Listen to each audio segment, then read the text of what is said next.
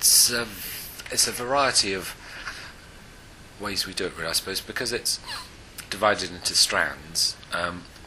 There is a section which is new features, so they are previews of films that haven't come out yet. So there, with most of those, I mean, I'm lucky enough because I get to travel to a few film festivals in the year, and that's the main way that I sort of keep in touch with what's happening and find out, so I can see things in advance at other festivals.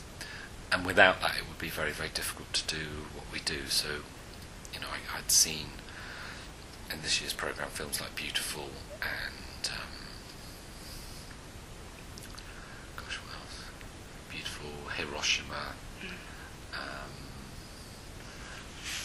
So funny, although it only ended on Sunday, it seems like an awfully long time ago. Submarine I hadn't seen before, actually. Nanette, Genius Within.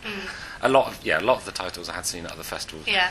Not all of them, but then we've got also a sort of network of people who go, because I only go to some festivals, they go to perhaps the same ones and then other ones. So we've got a kind of informal network of advisors, and because we're plugged into the Duke of York's, because the Duke of York's is part of the City Screen chain of Picture House cinemas. So we're quite plugged into that wider network. So there's people at the head office in London who go to, you know, other film festivals as well. So so a mixture of seeing things at festivals like that. Other things,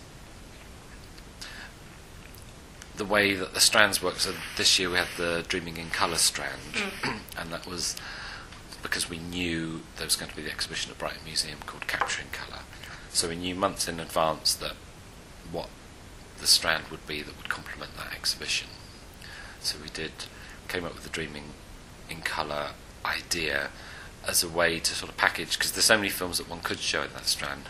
I mean, you could just show films every single day for years and years and years that related to colour, but we wanted a sort of particular aspect or something that we thought was an interesting area of current film debate and culture, really. So I suppose, I'm not explaining that very well, but essentially, certainly in British cinema, there's always this idea, well, in cinema in general, this idea that colour is just another part of the tools at your disposal to make, to have that reality effect. It's Bazin, isn't it? The whole drive towards reality and replicating reality. So we consciously wanted to have a focus in the colour strand on things that were completely fantastic and magical and poetic and otherworldly, and getting away from this idea of colour just being one of another set of things that could aid filmmakers in their quest for realism. And of course, one of the main criticisms that can be levelled at British cinema is that there's always been this fascination with realism and TV and documentary, and there's this very strong documentary tradition, which is great, and that realist tradition is there in films of Mike Leigh and Ken Loach and things.